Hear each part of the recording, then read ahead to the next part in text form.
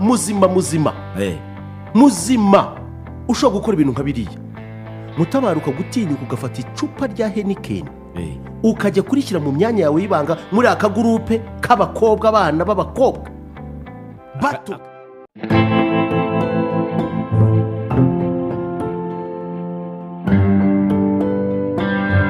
Yes, nizere ko ukomeje kugubwa neza aho uri hose, wowe wo mu majyaruguru, wo mu majyepfo, iburasirazuba ndetse n'iburengerazuba. Nizere ko mukomeje kugubwa neza kandi gahunda zanyu zakomeje kugenda neza. Nizere ko ukomeje kugendera mu mujyo Imana ishaka kugira ngo ube urimo, kandi wakomeje kugenda uyishima bitewe nuko umunsi wawe ushobora kuba wagenze neza, ndetse n'uwo utagenze neza uzagenda neza ku munsi w'ejo cyangwa se ejo bundi. Nizere ko gahunda zanyu zikomeje kugenda zigwamo neza 5 kwa 5. Hanyuma wowe utarakanda subscribe kugira ngo dukomeze tubane, ukande kunzogera, ibuka kujya muri comment twandikire kabisa utubwire ngo bihagaze gutya, aba bantu uri kuvugaho iyi nkuru bihagaze gutya, ndetse wibuke no gusharinga inshuti zawe nazo zimenye aho zakura amakuru aryoshye cyangwa se amakuru ameze neza. Ikindi nakubwira kanda like utwereke ko ibintu dukora ubikunze cyangwa se ubikunda. Nyuma yaho duhite twikomereza, reka twikomereze kuri Emeline Shanga. Emeline Shanga ni umwe mu bakobwa bamamaye nyuma yuko twe tumaze igihe tureba video za Baritazari. Baritazari ni umwe mu bantu basambanyije abagore benshi cyane, kandi ibi bikomerezwa ni umwe mu bantu bagiye bakurana imibonano mpuzabitsina n'abagore b'ibikomerezwa, kandi benshi ariko bagera muri za magana kabisa. Hanyuma uyu nguyu we Emeline Shanga nawe yagize nyuma ahita adutamo kabisa, usibye ko we yakoreshaga icupa kabisa, yasambanyije icupa.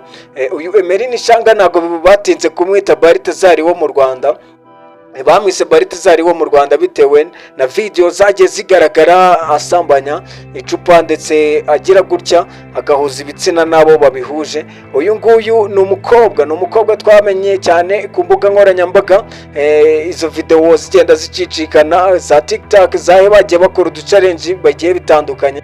Hanyuma ibyamamare twagiye tumenya kuri TikTok nka Kakajwi nawe yamugarutseho, yagiye akora zimwe muri TikTok nako hari ku rubuga rwa TikTok, yagiye akora video yagiye ashyiraho zigaragaza uyu mukobwa kabisa Emeline Shanga, ndetse agenda ashyiramo twa tuntu twe tumenyereye kabisa abantu benshi tumukundira. Ori nize ngiye kurikoresha akantu kiyutirwa harya ni irya Heineken gendera munsi y'igitanda ahantu ugenda harimo amacupa menshi wareba kuri za YouTube channel uwo bita Buri Kantu na Buri Nguni, nabo bari bahatwitse kabisa kubera uyu mukobwa wari wakoze atangaza. Si byo gusa kandi uwo bita Jihad nawe yari yagiye adutamo, bitewe nuko uyu mukobwa yarakoze ibintu bisa nk'amahano bidakorwa hano mu Rwanda kabisa. Ni nabwo hano mu Rwanda nge nsa nkaho nari mbibonye, sinzi wenda niba hari abandi babikora bakaba bataramenyekana, ariko uyu nguyu we byaje kugaragara, ndetse video ze zigaragara ahantu henshi hagiye hatandukanya ku mbuga nkoranyambaga Instagram, ndetse ni wareba YouTube channel, TikTok ndetse n'ahandi hagiye hatandukanye ku mbuga nkoranyambaga uyu mukobwa yagiye agaragaraho. Nyuma yuko izo video zaje kugaragara, ubwo perezida yarari hamwe bari gusengera, ndetse bari gusengera igihugu kugira ngo gikomeze kigire amahoro ndetse n'umutekano. Aho ngaho yaje kubigarukaho ku bakobwa bambara ubusa ndetse bakikora n'ibintu bigiye bitandukanye bagashira ku mbuga nkoranyambaga cyangwa se bakifotora, avuga ko ibi ngibi bidakwiye, kandi ibi ngibi atari bo gusa bafite ubusa kuko n'abandi barabufite nabo babwambara, ahubwo bakagombye kugendera ku muco w'igihugu. Avuga ko ibi ngibi bashobora kuba babikora bazi ko mu gihugu nta buyobozi burimo bareba, ariko baba bareba. Kuva icyo gihe yahise atabwa muri yombi, aho yari afungiye ku Kicukiro, nyuma abanza yaraje gushyirwa aho bita Huye, akaba ariho yaje kwimurirwa ahari. Ikindi kandi wamenya kuri uyu mukobwa ntago agifunzwe, kuko ku munsi wo kuwa gatatu niba mbitekereza neza, hafi aho ngaho nibwo yafunguwe nanone aza gutangaza amagambo akomeye cyane ku mbuga ze zigiye zitandukanye, ariko cyane cyane nk'urubuga rwamenyekanye rwa Instagram yanditse avuga ko Emeline Ishanga mwari muzi ubu ngubu yahindutse atakiri wa wundi wa mbere. Se twitege Emeline Ishanga ubuhe ubu ngubu? Se niba yarahawe amasomo hari icyo yabonye yakagombye guhindura? Ndetse uyu mukobwa ni umwe mu bakobwa bakoze ibintu kabisa ubona ko bigayitse ndetse n'igihugu kitamubabarira. Gusa uyu mukobwa yaje kuba yafungurwa ubu ngubu akaba ari hanze, akaba yaravuze ati uyu nguyu muri kubona ntabwo ari wa wundi wa mbere.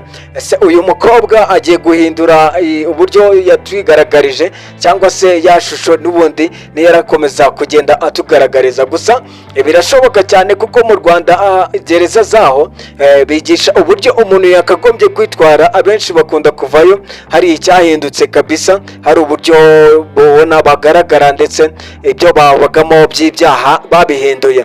Hanyuma Jedi Eros dukomeje kubana, tugende tubanamo dukanda subscribe kabisa.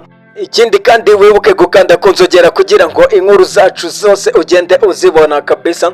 Hanyuma nkubwira ngo jya muri comment wandike comment, ushobora kutubwira ngo Emeline Ishanga azahinduka cyangwa se ntago azahinduka. Wowe urabibona ute? Bitewe nuko uyu nguyu ibingibi yakoze yabikoresheje icupa rya Heineken kabisa.